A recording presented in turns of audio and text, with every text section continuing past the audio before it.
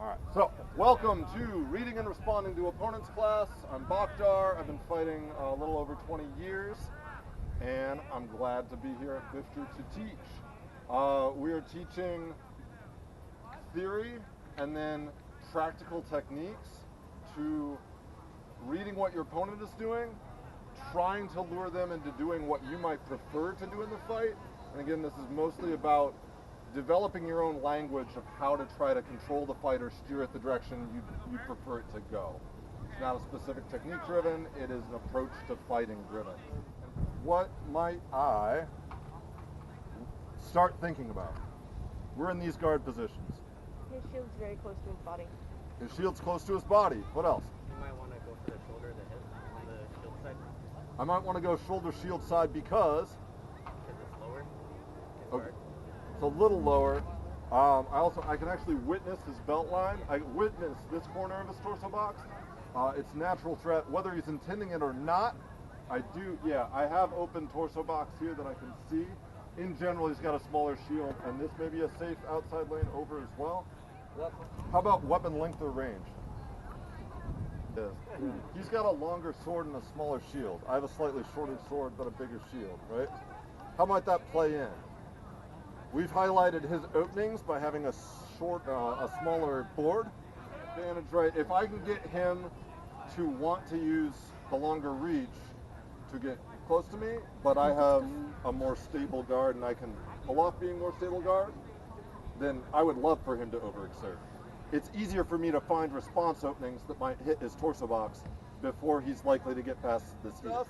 Even if I just got done over here, and new person, okay?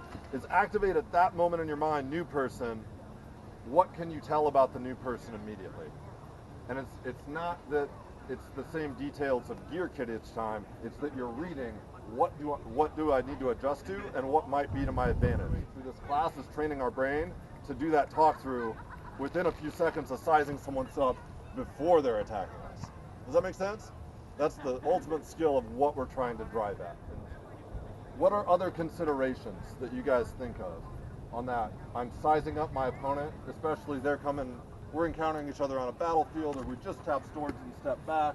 Right, we're at max range, we're not ready to make contact yet. Any other considerations that come top of mind to what you're reading? Handedness and which foot is forward. Great, yes, these are classics. And why? If you're a sword foot forwarder, tell me why. More range. Right, we naturally have A, tip of sword, to B, target area is shorter distance, right? A lot of people favor this sword board nowadays because it's least motion possible to get a kill shot on the torso box. Yes? Okay, again, so that's I turned around to fight the new person. Think of their range, think of their foot forwardness, think of their handedness, think of their aggression level. I look at people's knees as a red fighter because a lot of times if people are going to rush me, they bend their knees more. There we go, great. And now we're talking body tells. Okay, red fighter is bringing the setting. If someone goes crouch, if someone reaches to pounce, is prepping for a lunge or a big sprint forward. Yeah? So there we go. Okay, what are other parts of body that we haven't acknowledged yet that you can use to read? Hips, how? His hip line and his shoulder line will likely, especially for more advanced fighters, will be more telling than what their guard is doing. You actually have to, your hips and your shoulders are what starts to show you are making a full committed motion. Does that make sense? If I'm doing a lot of, swing back at me first, please, but I'm not drawing my hips, if I throw a lunge, I was going to lean for that wrap. I turn my hip and my shoulder line if I'm actually going to extend for that cross. But if people feign up here all day, you can be more lazy and wait them out. Because people's feet are only so long.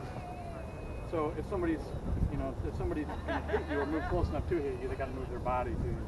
So if your legs are super far apart, you can only take a step that moves them this far. If their feet are this close, they can take a step and move their body this far. So if their feet are closer together, they can step further with a step. Or a narrower stance has more potential movement energy, right?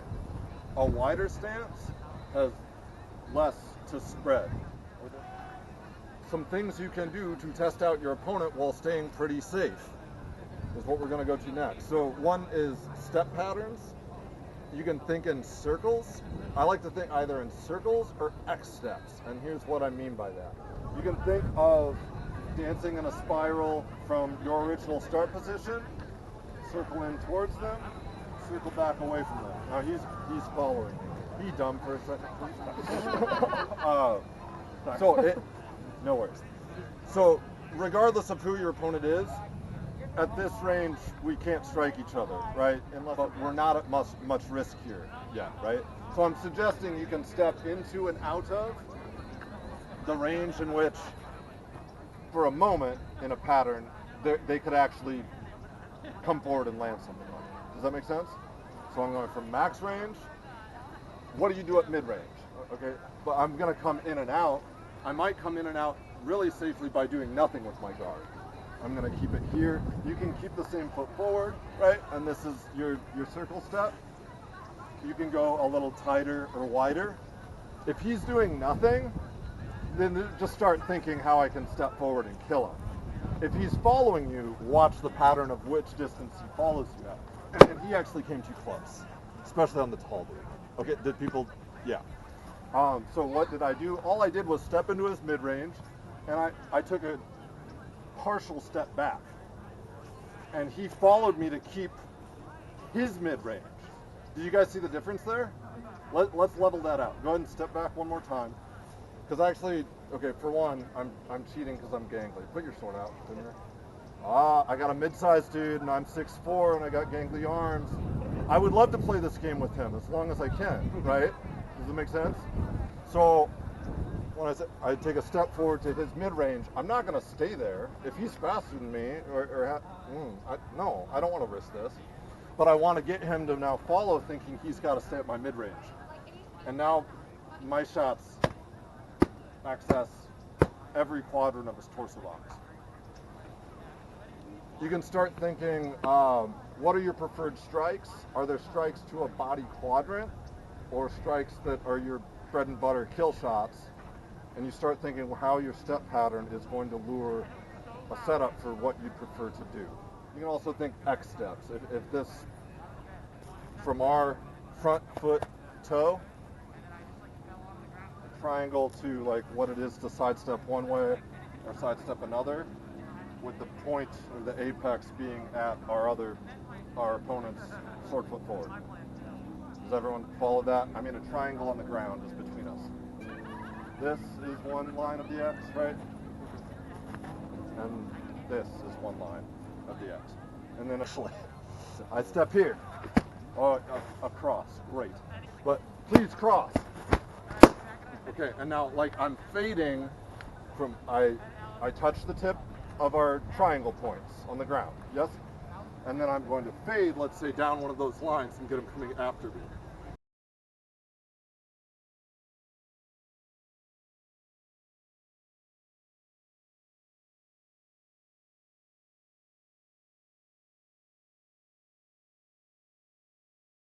Lower though. Did anyone see, generally I followed the pattern that we demoed on sword board, right? Step to the apex of him, pull his first shot in, get a better response, and now, okay, and again, why am I not lingering with him forward? You want to bait him. Yeah, I want to get in to invite him to throw the first shot I'm likely to block. People with me? Okay. So, come fight me. Yeah, and then let me get the better shot as you try to advance on me. Does that make sense? So you can initiate with your feet, setting up your opponent to counter with what you'd prefer their hands to do. Yeah? Okay. Let's oversimplify some of the top baiting quadrant stuff. So we talked, for instance, take a quarter step back.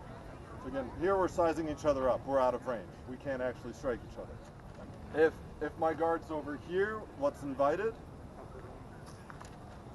My outside lane? Yep. Okay. And if I'm slightly over here, and this can be weapon angle, right? Or this can be how far your stance is. This can be just where your hand is. What about high-low? with my guard. I do this, and what do you actually want to do? Yeah, I know he wants to cross there. Why?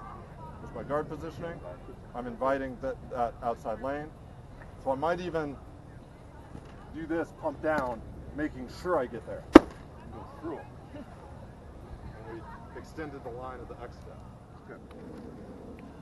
So, over-exaggerated, but you drift your guard to their inside lane. They probably want to come to your inside lane. You don't just do this thinking I'm going to hit them here. You do this with a flinch to hit them here. They'll have to block it or try to snap to my inside arm, and then I'm actually going to block that and kill them.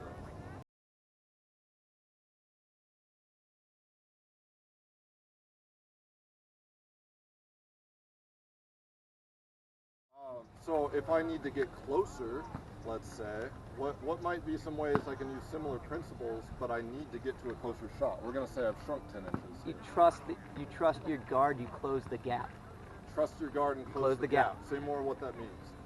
I'm going to not break my stance, moving forward, not reacting to you until the last second. Believe in your defense as your aggressor. So, absolutely. If you're a shorter stature or smaller, closer to the ground stature fighter by whatever means, you're going to benefit from training your guard to be able to stay static as you do this creep in and out of each other's range game. Absolutely. You might need to bait stuff or lure your opponents into stuff along the way. If you do all that, then you can also get these gap closing steps, and I could hit him anywhere in the torso box. In a perfect world, I would want to step in where you step out, because if he steps in on me, like if we're doing that triangle thing and you step in on me and I step in at the same time, you're suddenly out of range where you can't hit me, especially if I have a shield. And I have all the luxury in the world to just hit you in your hip because I'm shorter than you. Another way to think of that is get into the step pattern where I might even look like I'm going to retreat for a moment, and I'm actually springing to lunge on them. So instead of this, okay, and when they go to extend, I am going to press my block into his shot and get under a hip, get around a side, and keep going. If I can stay at a range where we can only hit each other's wrists, right? Right? In this range where we can only hit the ends of each other's arms, doesn't really matter how tall he is. Because we can still only hit one thing on him. So you can stay from that range. The other thing you can do is you can watch where their feet go. So you can let them dictate when you're going to close. So if somebody really tall likes to step hard on you, you stay as far away as you can so you can protect the body from their arm. And then when you decide you want to close, you step when they step. Right? So he steps in. And so then that's when you close. Once his foot starts lifts the ground to come at you, that's when you get on top of him. So, if I want to be thinking about it, inviting things, okay, like I can cock my guard over here. I want him to swing inside lane. My step pattern is still going to come to the point of the apex. I might even throw a flinch there, and or just a strike that I know is going to land nothing on his upper board corner, because I really want him to swing that cross. Okay? Down chop comes under. So like, have a high cross rule with me. That's the progression. Come after that short arm.